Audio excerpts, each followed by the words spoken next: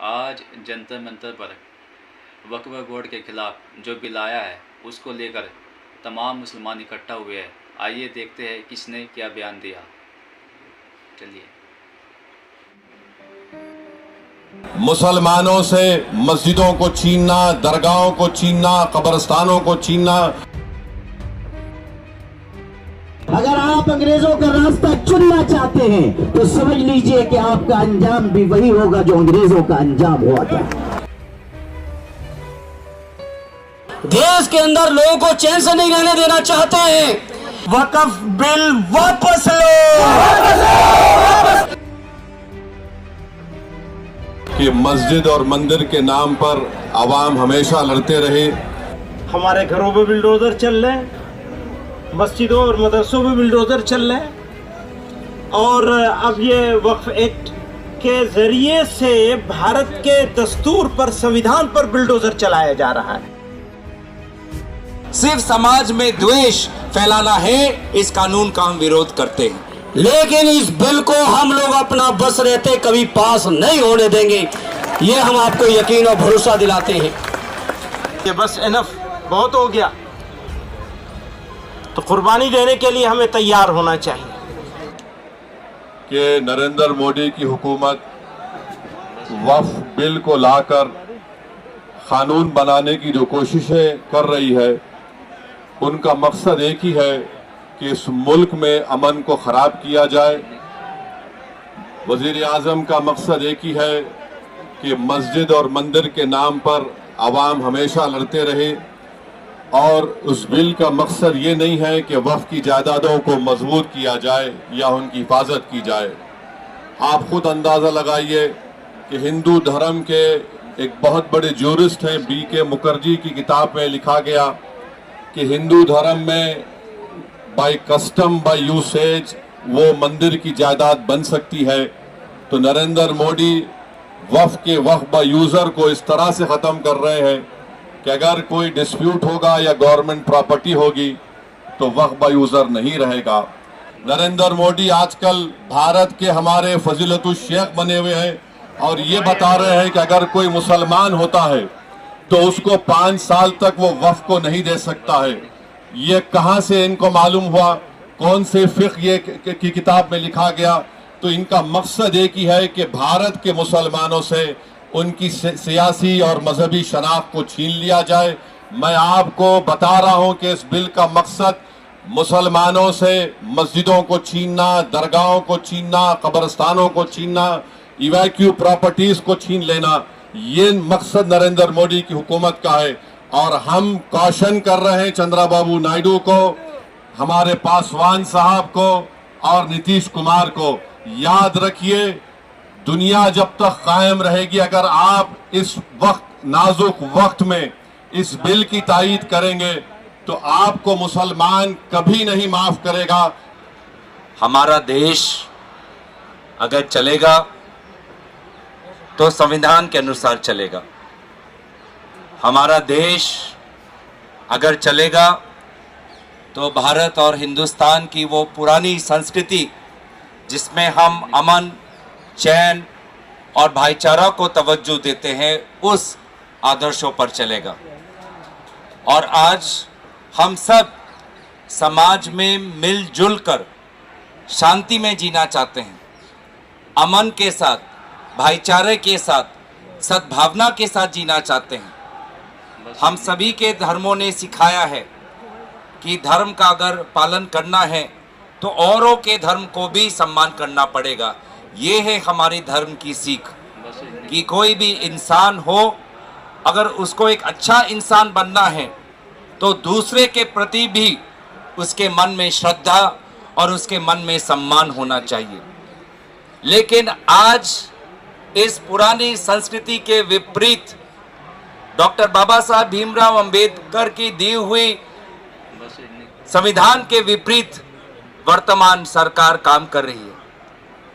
जो उनका मन चाहे वो काम करना चाहते हैं। एक लोकतांत्रिक समाज में समाज के साथ विचार होता है, समाज के साथ विमर्श होता है, लेकिन मुझे संदेह है कि जब ये सरकार ये कानून जब बना रही थी तो समाज के साथ उन्होंने विचार विमर्श नहीं किया।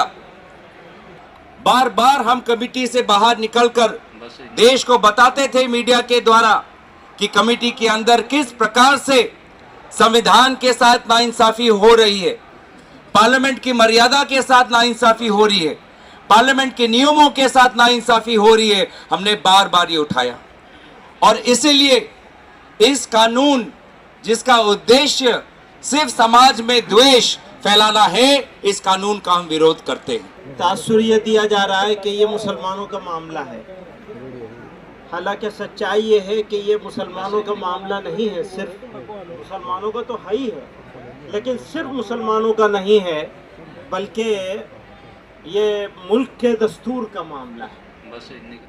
इस मुल्क के दस्तूर साजों ने, मॉडर्न इंडिया के जो आर्किटेक्ट थे, उन्होंने जो खाका बनाया था इस मुल्क का, उसको ये लोग तोड़ देना चाहते हैं, तोड़ने की सिमत में चल रहे हैं। हमारे घरों पे बिल्डोजर चल रहे हैं, मस्जिदों और मदरसों पे बिल्डोजर चल रहे हैं, और अब ये वक्फ एक्ट के जरिए से भारत के दस्तूर पर, संविधान पर बिल्डोजर चलाया जा रहा है, चलाने की कोशिश हो रही है।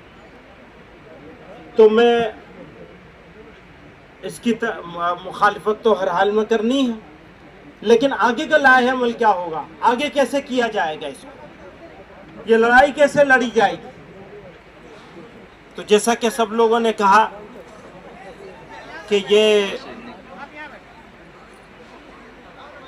शुरुआत है, तो जब किसी चीज़ की शुरुआत इतनी खूबसूरत हो तो उसकी जवानी और उसका शबाब कितना खूबसूरत होगा।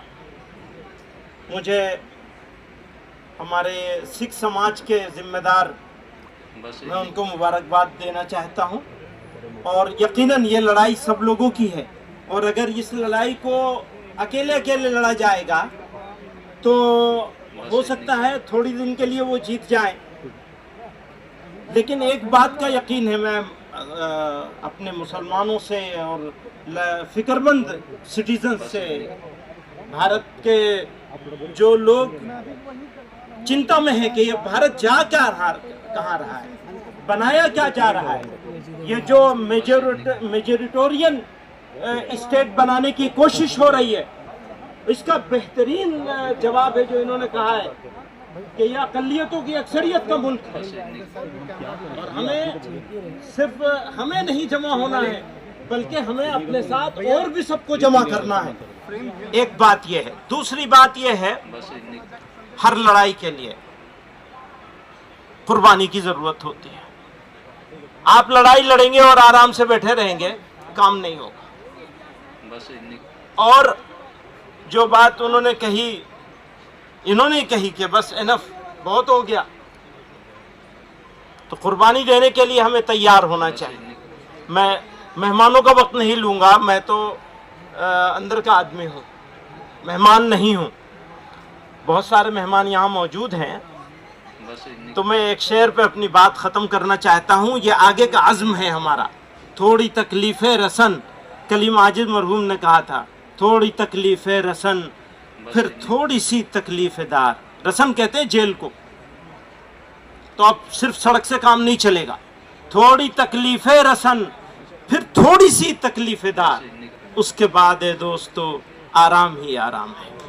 आज के इस मौके पर मैं अपने नेता आदरणीय अखिलेश यादव जी और अपनी पार्टी समाजवादी पार्टी की ओर से आप सभी को यकीन और विश्वास दिलाने आया हूं कि समाजवादी पार्टी आखिरी सांस तक इस बिल के खिलाफत में लड़ेगी। ये आपको यकीन और भरोसा और विश्वास दिलाना चाहता हूं। बिल के इंट्रोडक्शन से लेके, जेपीसी से लेके, जहां जहां तक ये बिल चला और जहां तक ये बिल जाएगा, चाहे संसद में दोबारा आए, चाहे न्यायालय तक जाना पड़े, हर स्तर पर समाजवादी पार्टी आपके हर फैसले के साथ मजबूती से खड़ी है साथियों। और आपको यकीन दिलाते हैं, समाजवादी पार्टी को चाहे जितनी कुर्बानियां देनी पड़े, हमारे नेता श्री अखिलेश यादव जी को चाहे जितने भी झेलना पड़ेगा, लेकिन इस बिल को हम लोग अपना बस रहते कभी पास नहीं होने देंगे। ये हम आपको यकीन और भरोसा दिलाते हैं। आप सबकी दुआओं से और आप सबकी मेहनत से समाजवादी पार्टी आज इस हैसियत में है, आपकी कृपा से, आपकी दुआओं से, कि संसद को चैन से नहीं चलने देगी। अगर संसद में जबरदस्ती बिल आएगा तो ये सरकार की नीयत से आप सब वाकिफ हो। ये सरकार किसी भी तरह से जो हमारे मुसलमान भाइयों के, हमारे बुजुर्गों ने जो जमीनें वक्फ किए हैं, चाहे इबादत गाहों के लिए किए हो, चाहे शिक्षण संस्थानों के लिए किए हो, चाहे कब्रिस्तानों के लिए की हो, चाहे समाज के और तमाम जरूरतों के लिए की हो, उनकी जो नियत थी वक्फ करने की जमीन की, उस नियत के खिलाफ जाके सरकार जमीन कब्जा करना चाहती है। सरकार को पता है कि रेल और रक्षा के बाद अगर सबसे ज्यादा कहीं जमीनें हैं तो हमारे वक्फ बोर्डों के पास है।